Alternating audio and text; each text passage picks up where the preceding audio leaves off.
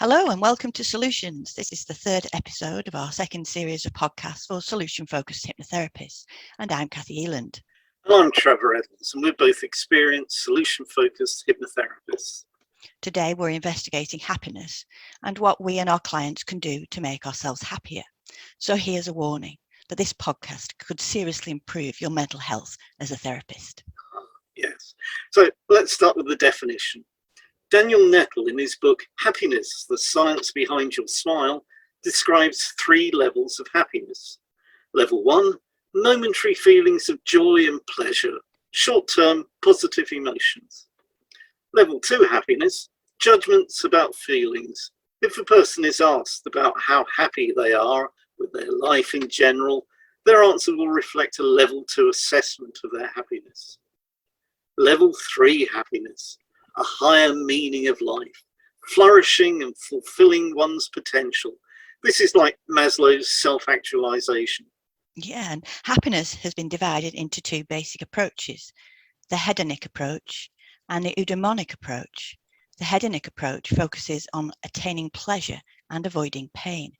The Eudaimonic Approach is all about meaning in life and self-realization. I can remember a few years ago talking to someone who assured me that once they got their hands on the new iPhone that was coming out next week, they would be the happiest person in the world. I saw them just over a week later, and they proudly showed off their new phone. Now, I did say this was a few years ago, and told me the story of how far they had to travel to get to the shop and how long the queue was, etc., etc. But they were definitely happy. Proof, if proof were needed, that possessions make you happy. Except that I saw them again a number of times over the next few months. And by the end of that period, they were no happier with their new phone than they had been before they got it. Oh dear. Proof that possessions don't make you happier. Or if they do, it's only for a short while. Yeah, I agree. And let's try another example. Think about life in the 1940s. You'd think that people are happier now with central heating, mobile phones, 60-inch TV sets, wouldn't you? So it must come as a surprise to find that we're not. In her 2007 book, The How of Happiness, A New Approach to Getting the Life You Want, Sonia Lyubomirsky looked at how life satisfaction in the 1940s compared with more recent times. And guess what? She found that we weren't as happy. Similarly, David G. Myers, in his 2000 book, The American Paradox, Spiritual Hunger in an Age of Plenty, found that our becoming much better off over the last 4 decades has not been accompanied by 1 iota of increased subjective well-being. As hypnotherapists, we see a lot of people for weight loss. They expect to be happier when they've dropped a dress size or whatever. Yet a 2014 study by Jackson et al. Found that weight loss didn't necessarily make people feel any happier. Well, how about going for cosmetic surgery? Wouldn't that solve all their problems and make them completely happy? A 2012 study by von Surst et al., looking at women in Norway following cosmetic surgery and its effects on psychological factors and mental health, found that plastic surgery just didn't seem to alleviate mental health problems. Interesting. So what's stopping people from becoming happier? Do people think they deserve to be happy? It is a common notion. And can people change? Yes, they can. What about finding true love? Isn't that the route to perfect happiness? The answer is yes and no. A 2003 study by Lucas et al. Found that people get happier as they get nearer to their wedding. But once they've used to being married, about 2 years later, their happiness returns to its previous baseline value. Yet most people think that having plenty of money makes you happier. That's what Denia and Oshie 2000 set out to investigate. They looked at life satisfaction and income in different countries. However, they didn't find a strong relationship between the two, suggesting that income doesn't necessarily make you happier. No, and in 2010, Kahneman and Deaton looked at the effects of a high income. They found that money improves a person's evaluation of their life, but not their emotional well-being. Once you reach a certain income, more money won't make you happier. Trouble with money is that it's comparative. So if I told you that I was giving you £1 million, you'd be very happy.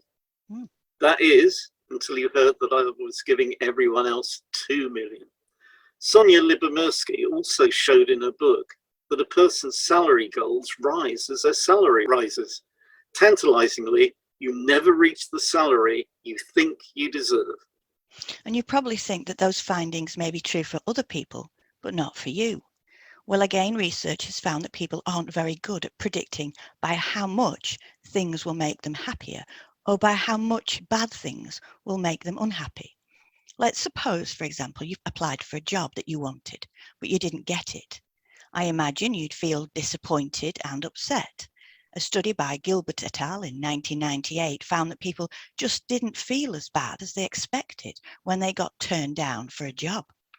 So we can conclude from this that what we expect will make us happy doesn't, or won't for very long. You never get paid enough. And people aren't very good at predicting how happy or sad they're going to feel after an event occurs. It's worth pointing this out to unhappy clients. So people want to be happy, but don't know what to do to become happy. And that is a bit of a problem, isn't it?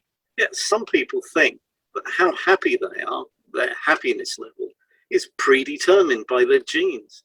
However, Sonia Lyubomirsky, again, in The How of Happiness, suggests that 50% of happiness is genetically predetermined, while 10% is due to life circumstances, and 40% is the result of a person's personal outlook.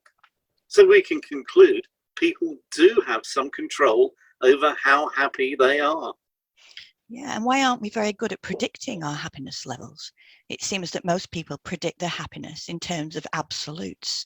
So if I get X amount of salary, if I get that particular car or particular phone, if I get a house with X number of bedrooms, I will be a 10 on that scale of 1 to 10. But it seems in real life, people compare themselves to other people. Their happiness is relative to other people's happiness. My 4-bedroom house is not that good when my work colleague has a 5-bedroom house. They have a relative reference point rather than, as they think, an absolute reference point. So let's look at a real life example. If I win a medal at the Olympics, I would probably predict that I would be happier than those athletes that didn't win any medals. And that sounds sensible, doesn't it? You could predict that the gold medal winner is the happiest, the silver medalist slightly less happy, and the bronze medalist still very happy, but less than the silver medalist. A 1990 study by Medvec et al. Looked at pictures of winners on the podium, and as expected, gold medal winners are very happy. Perhaps surprisingly, silver medal winners seem almost unhappy, and that's because it suggested their reference point is the gold medalist, who was better than them. The bronze medalist looks happier than the silver medalist, and that's because their reference point is the rest of the competitors, and they are happy because they are better than everyone else. Yeah, interesting. Clark and Oswald in 1996 surveyed 5,000 British workers looking at a person's job satisfaction. They found something similar. It turned out that where a person's co-workers earned more money than they did, that person became less satisfied with their job. It didn't matter absolutely how much they earned. It was the relative reference point, i.e. their co-workers, that mattered. And in 1997, Solnick and Hemingway looked at relative reference points with students. The students were given a choice. Option 1 was a job where they earned $50,000 and everyone else on the same grade earned $25,000. Option 2 was a job where they earned $100,000, but everyone else on the same grade earned $250,000. Over 50% chose option 1, the lower salary, because of the comparison. Yeah, and there's also a study by Clark in 2003 that found unemployed people were happier if the unemployment rate was high in their area rather than if they lived in an area of low unemployment. Another example of people using a relative reference point. And I suppose the worrying thing about using a relative reference point is that we compare ourselves against that reference. So you might predict that if you watch TV programs full of good-looking, healthy people, we will feel less good about ourselves. And if we compare ourselves with our neighbours, we end up keeping up with the Joneses. Ogwin and Shrum in 1997 found that TV programs featuring products and activities associated with an affluent lifestyle act as a harmful social comparison, skewing a person's perception of other people's wealth and their own wealth. Similarly, Juliette B. Schlor, 1999 book of The Overspent American, Why We Want What We Don't Need, suggests that watching TV acts as a harmful social comparison and increases the amount a person spends each week. Or suppose your neighbours win the lottery and buy a new car. What are you likely to do? The answer is also to buy a new car. Kuhn et al. In 2011 looked at the Dutch postcode lottery and found that people living next door to lottery winners are more likely to buy a new car. It's another example of social comparison influencing our spending, and there are plenty of other similar results from research. Yeah, social comparison on social media can also have negative effects. In 2014, Vogel et al. Looked at social comparison on social media and a person's self-esteem. They found that comparing ourselves on social media lowers our self-esteem. They also manipulated the Facebook feed to feature people who were worse off than the subjects. But even that didn't lead to much higher self-esteem ratings. So it is worth pointing out to our clients that their happiness may be due to inappropriate comparisons with other people. Yeah, we mentioned earlier that people get used to good things and so don't stay happier than they were previously. This is called Hedonic Adaptation. This applies to lottery wins, getting married, pay rises, and most other things. Daniel Gilbert, in his 2007 book, Stumbling on Happiness, says that wonderful things are especially wonderful the first time they happen, but their wonderfulness wanes with repetition. Yeah, and as previously mentioned, people are bad at predicting how happy or sad events are going to make them. They tend to overestimate how happy they will be following a good event and overestimate how bad they will feel following a bad event. Research indicates that people are more resilient when facing bad things and less excited about good ones, or their estimates are just completely off. Gilbert et al. 1998 found that people are generally unaware of their psychological immune system, which is why they tend to overestimate their emotional reactions to negative events. Similarly, Eastwick et al. 2008 found that people mispredict how they will feel if they break up with a significant other. They think they will feel much worse than they actually do. Ayton et al. 2007 suggested that a person's affective forecast, i.e. predicting their emotional response given a certain outcome, are too extreme. Worryingly, the research also found that people don't seem able to predict their response with any greater accuracy, even when they have previously experienced that emotional event. That's fascinating. And one reason given for why people overestimate the effect of an event on their happiness is that they focus on that single event and don't include all the other things going on in their life. Again, Daniel Gilbert's 2007 book, Stumbling on Happiness, offers some suggestions as to why people mispredict. He suggests two cognitive biases: vocalism and immune neglect. Vocalism is the tendency of people to think about just that one event and forget about the other things that happen in their life. Immune neglect is a person's unawareness of the tendency to adapt and to cope with the negative events. Dunn et al. 2002 wrote that our predictions are worse for negative events. They suggest that when a person thinks about the future, they tend to focus on the wrong features and overestimate their importance. So, what can people do to make themselves happier? Clearly, people don't seem to know what will make them happy, and they can't predict how happy or sad anything is going to make them. The good news is that there are a number of things people can do to make themselves happier. Firstly, they can spend their money on experiences rather than on things. Boven and Gilovich, 2003, found that it's better to do than to have, i.e. experiences make people happier. And Kumar et al. 2014 found that experiences have a longer lasting effect on happiness. However, Pachelin and Howell 2014 warned us that when people are looking at future purchases, they're more likely to value material purchases over experiential purchases, even though when they look at past purchases, they're more likely to value experiences over material goods.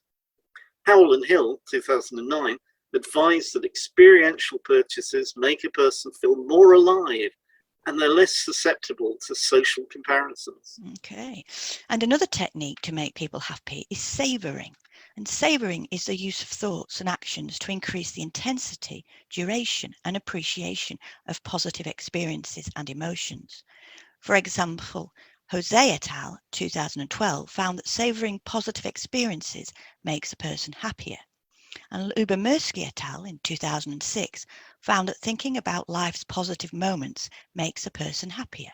Surprisingly, they also found that writing about life's negative moments made a person happier too. And Ku et al. 2008 found that thinking about how something good in their life might not have happened if things had been different actually makes you happier. Kurtz, 2008, looked at whether focusing on the imminent ending of a positive life experience can lead to increased enjoyment. The research found that thinking about an experience coming to an end can enhance a person's present enjoyment of that experience. Yeah, gratitude is another way of increasing a person's happiness. Emmons et al. 2003 found that if a person counts their blessings, the good things in their life, they become happier. The 2015 study by Barton et al. Looked at financial distress and marital quality. It found that being grateful can help people through difficult times. Grant and Gino in 2010 found that receiving gratitude makes people feel valued and motivates them to be more generous. And strangely, people enjoy things more when they are interrupted. It seems to disrupt the normal process of hedonic adaptation. For example, Nelson and Mavis, 2008, found that despite not wanting them, people actually enjoy positive experiences more when they have breaks. And Nelson et al. 2009 found that adverts actually make the experience of watching TV more positive. So don't tell Netflix. Martin Seligman, who came up with the idea of positive psychology, also came up with the idea of signature strengths in his book, Authentic Happiness.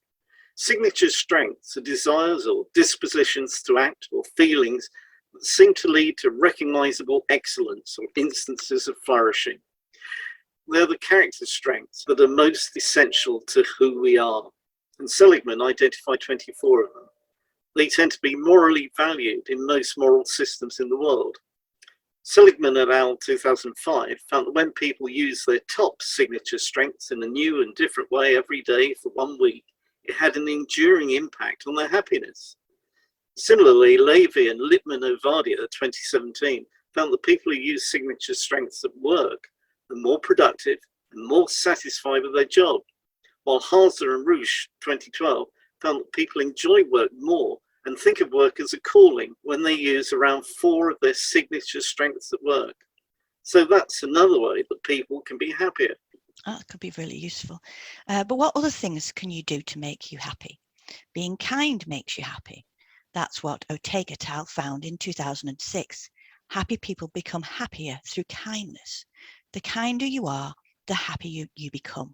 Similarly, Lubomirsky in 2005 found that people who intentionally carried out random acts of kindness made themselves happier. Elizabeth Dunn wrote in her book, Happy Money, The Science of Happier Spending, that money can buy happiness if you spend it on the right things, such as spending money on others rather than yourself. This matched Dunn et al.'s 2008 findings that spending money on other people promotes happiness and makes you feel good. Yeah, we always talk about the 3 Ps or the 4 Ps, or I know some people who now talk about the 5 Ps to clients. And there's a lot of evidence showing that the 3rd P, positive interaction, is good for people. In 2000, David Myers found that having strong social ties makes people healthier. In 2002, Denia and Seligman wrote that being social, having strong social ties, makes people happier. Epley and Schroeder, 2014, found something that at first glance seems completely counterintuitive. Talking to people on the bus or the train is better than sitting in solitude. In their experiment, two people came into a sort of waiting room. One subject was instructed to talk or not talk or just do what they would normally do. In every case where people talked, they felt better than where they didn't. So it's worth striking up a conversation with strangers. Both of you get a happiness boost after that chat. The findings of Boothby et al. 2014 are not surprising from our past experience. If we share an experience with another person, then the experience is amplified and enjoyed more by the people taking part. That's interesting. And so what makes you happier? Having more time or more money? Willens et al. 2016 showed people two examples. First, there was Tina, who values her time more than money.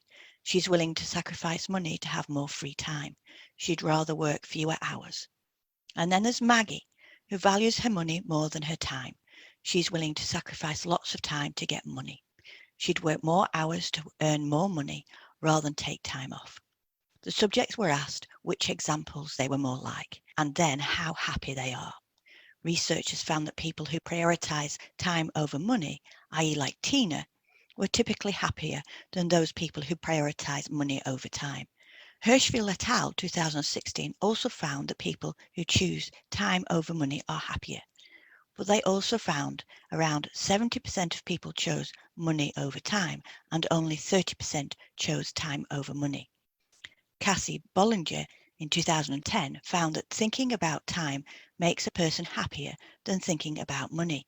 In addition, thinking about time boosts their motivation to socialize, which is associated with greater happiness. And just to finish with some tips and hints, remember what you focus on, you amplify. When we learn something new, we don't learn like a straight line. We have a plateau, we have dips. It's a zigzag line, and it's helpful to remember that. Happiness is not about ignoring problems or denying them. That's certainly going to make you miserable. It's about solving the problem. To be happy, we need something to solve. And finally, it's an activity. It's a work in progress.